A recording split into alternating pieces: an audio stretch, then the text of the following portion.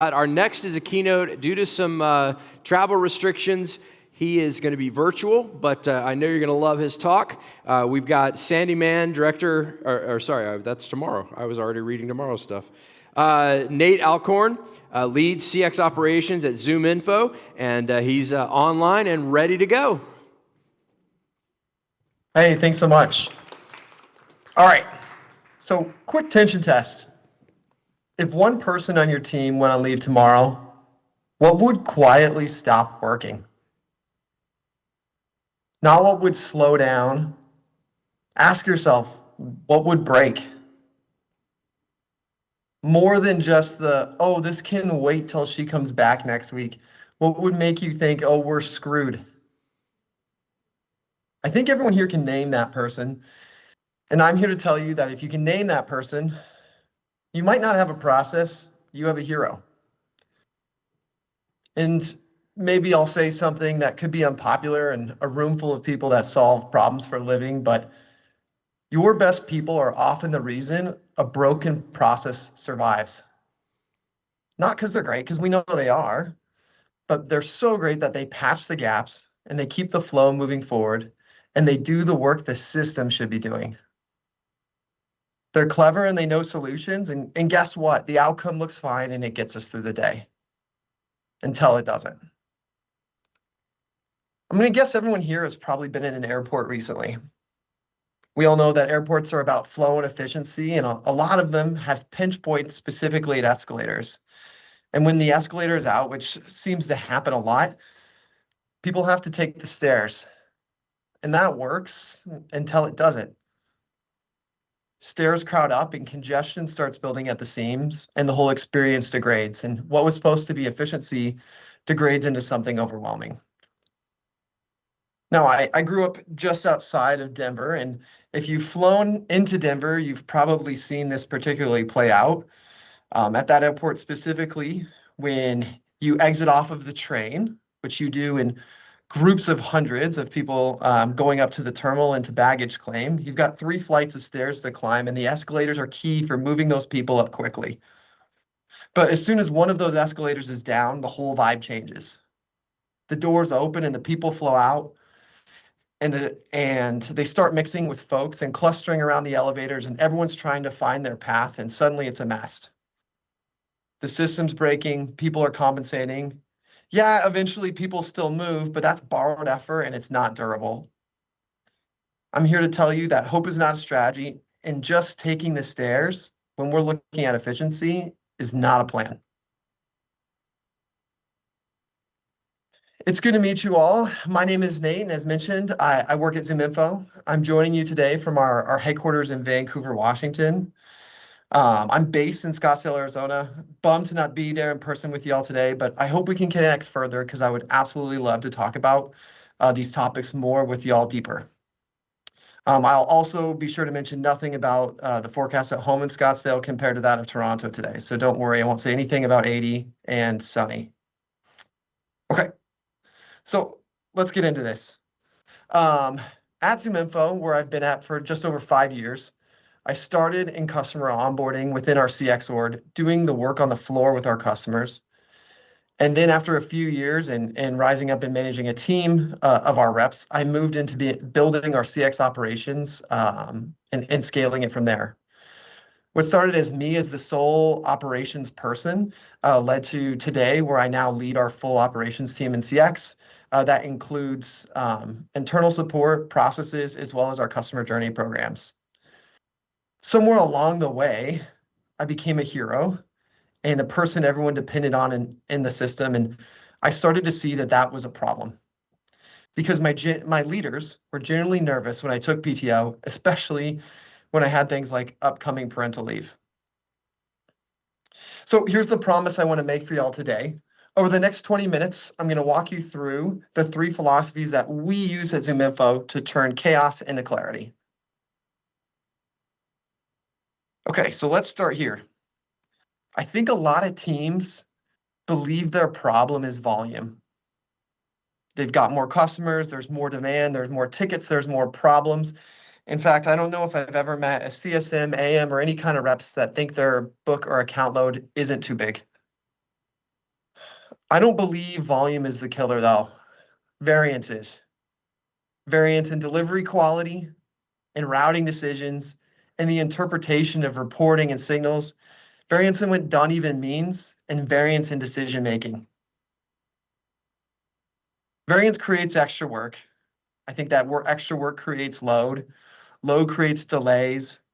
Delays cause problems that get solved with debt, and that creates customer and team anxiety.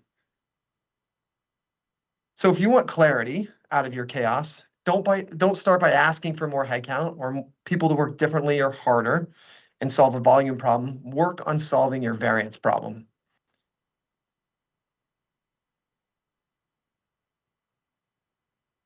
At ZoomInfo, this was our chaos pattern that we were living in when I started in operations.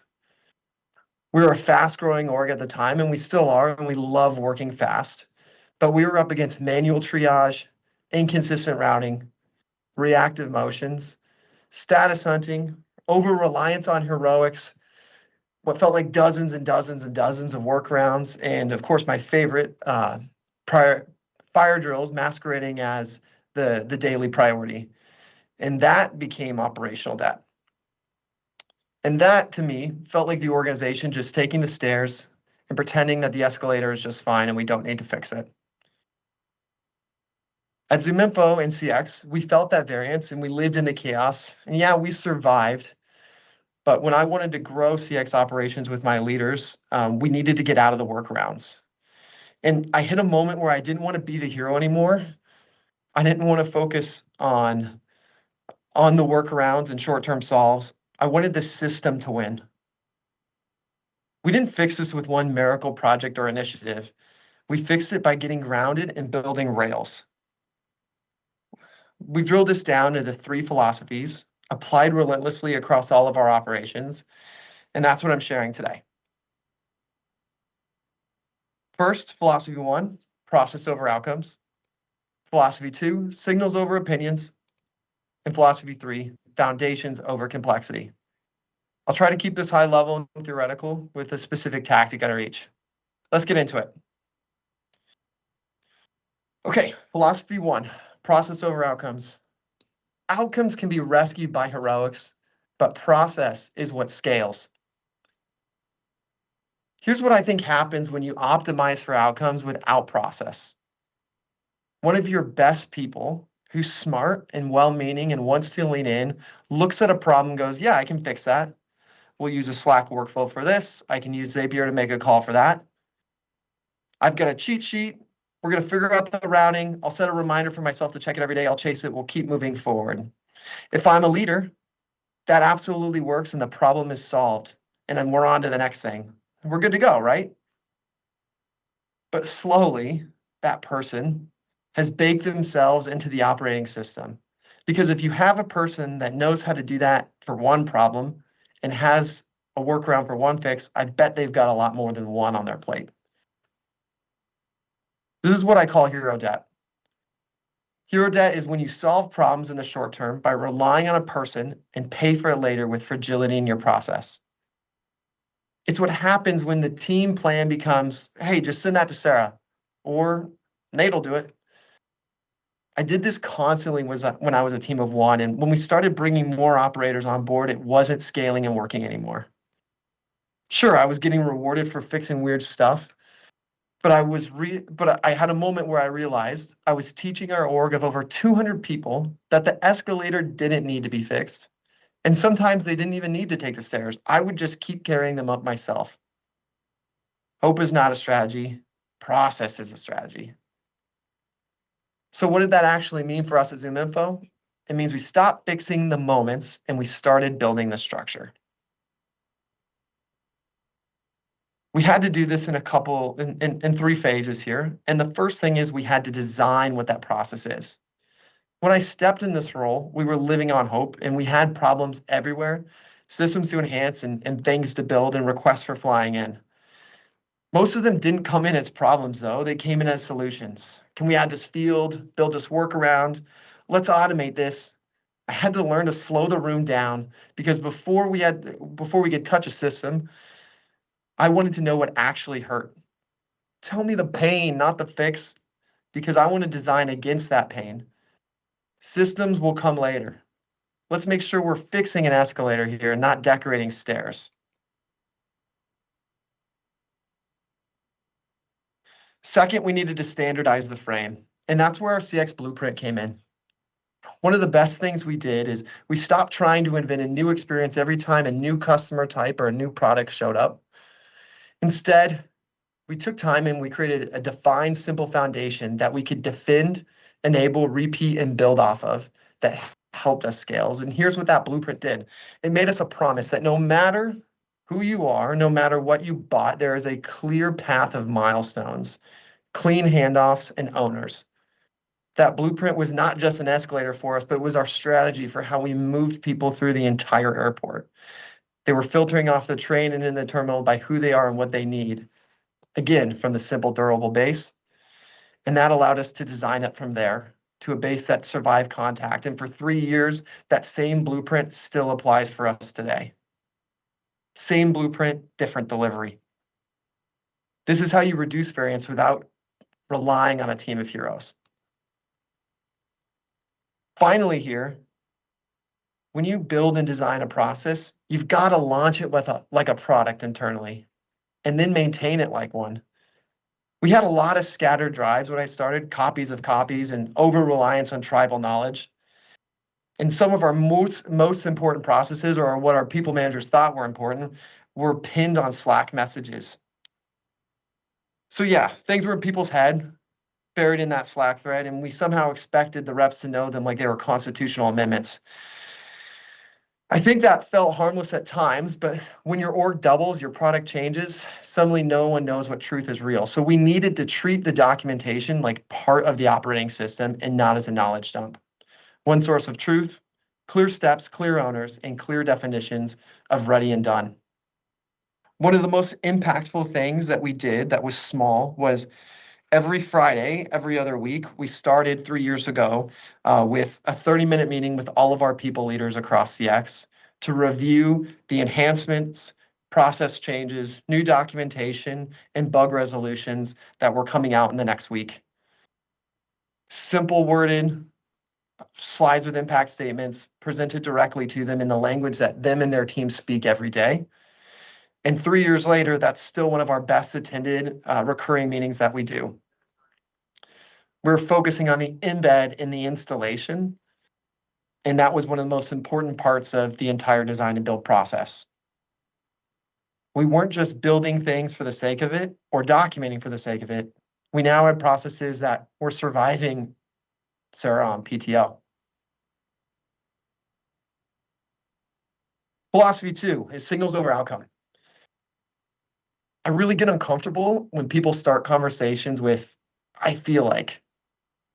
I think it's a great hunch, but I feel like can quietly become the operating system. I feel like we've got too much on our plate. I feel like all our customers are saying this. I feel like this takes too long. It's a really good starting point because we've got good instincts, but we owe it to ourselves to go find out and to try to prove ourselves wrong. God is allowed to start the conversation, but we must have data to finish it. So at ZoomInfo, we stopped saying I feel like, and we started to say, or we wanted to turn things into we know.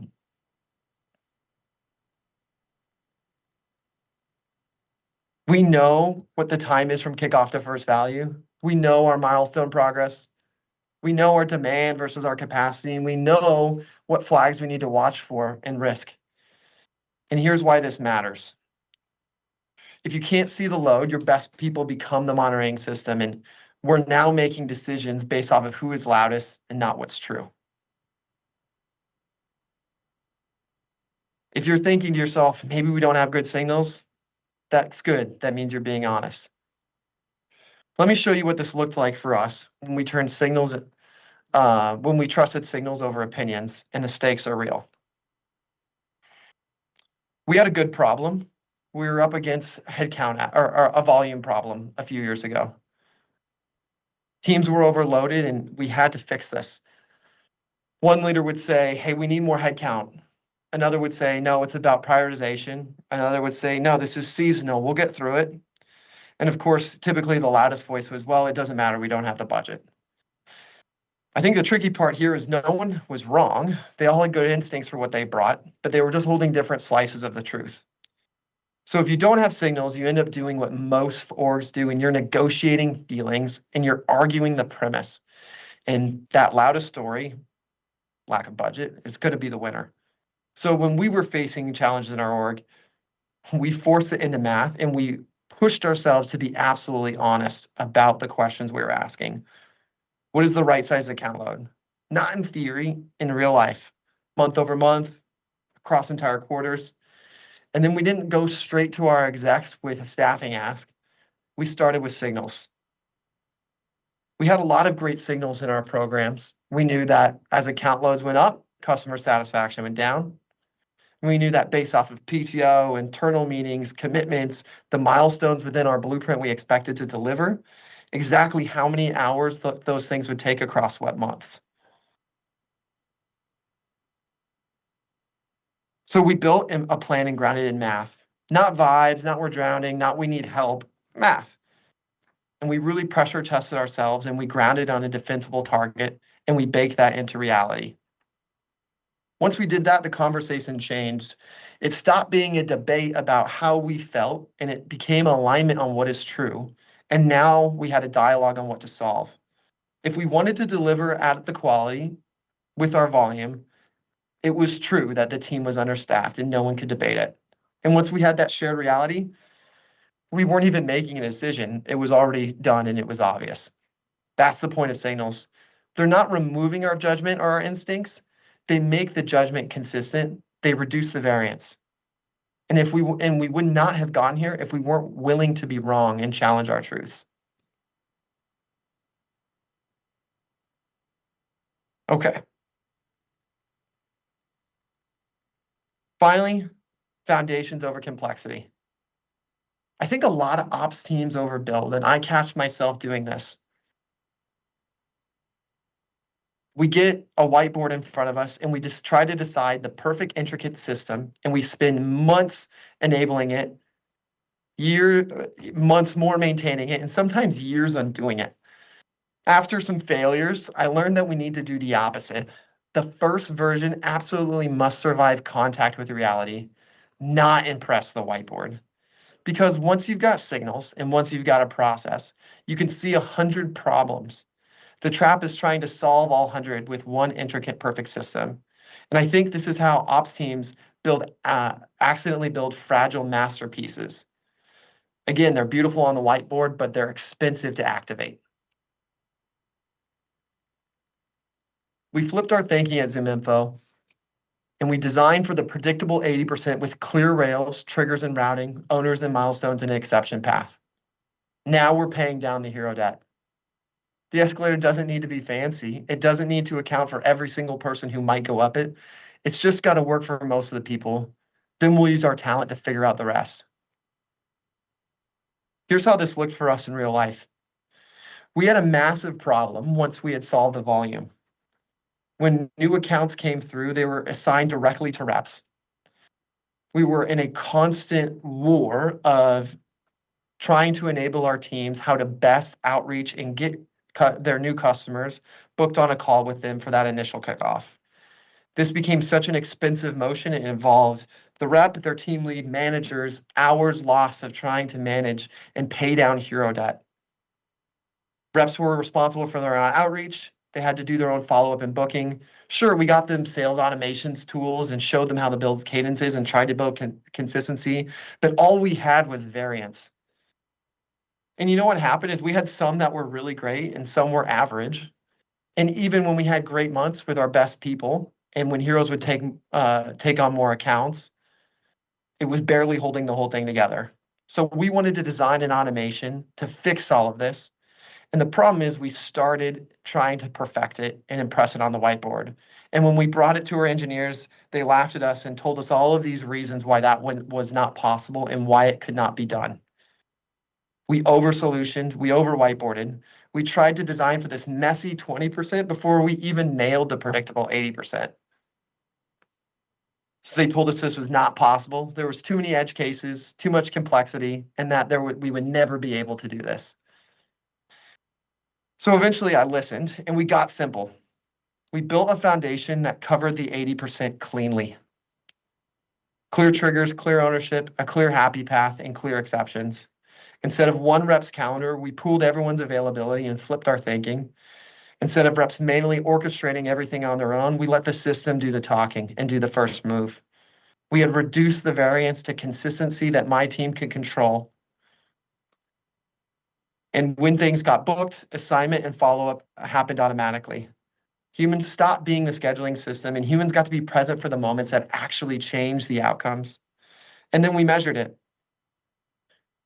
Numbers that we used to think were good instantly flipped within the first weeks we were on the system. 70% of our customers booked within the first 3 days became 80.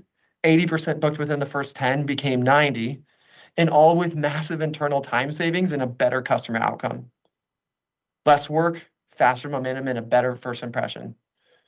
And the best part is, once we nailed our rails and we looked at the 20% and we had a base and a philosophy to build from, we're able to dig deeper into that remaining edge cases and build and solve things more intelligently. We built a base and we earned our nuance. You do not need to start with a perfect system. You need to start with a durable base, then mature as we go through real usage. Okay. As we wrap here, I want to land this really simply. If you take three things from me today, I hope you take our three philosophies. First, it's process over outcomes. We don't need to celebrate the saves. We don't need a team of heroes. We need to design and commit to a process that makes the save not needed to begin with. Or said another way, build rails, not rescues. Second, our signals over opinions. Yes, let's use our instincts and our feel likes. And gut can start the conversation, but data has to finish it. We're going to turn the I feel likes into we knows, because that shared reality turns debate into dialogue and alignment. And finally, our clear foundations over complex designs. We'll start simple with the majority, we'll ship the base, and then we'll earn the nuance. If the system only works when your best people are glued to it, that's not a system. So I want to take you back to my first question. If one person on your team were to leave tomorrow, what would quietly stop working? Whatever came to mind, maybe that's your escalator. Leadership is deciding when to stop celebrating taking the stairs and heroics and start fixing escalators and processes. And now that we've done this at ZoomInfo, I actually can take some PTO. Awesome. Thank you so much, everyone. Exciting to join you here today.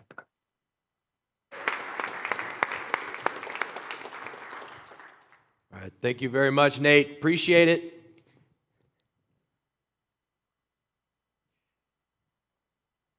All right, so we're coming into the close today. Did we have any questions for Nate real quick? Well, we still have him on the line. Nope. All right, thank you again, Nate. Appreciate it very much. Thank you, everyone.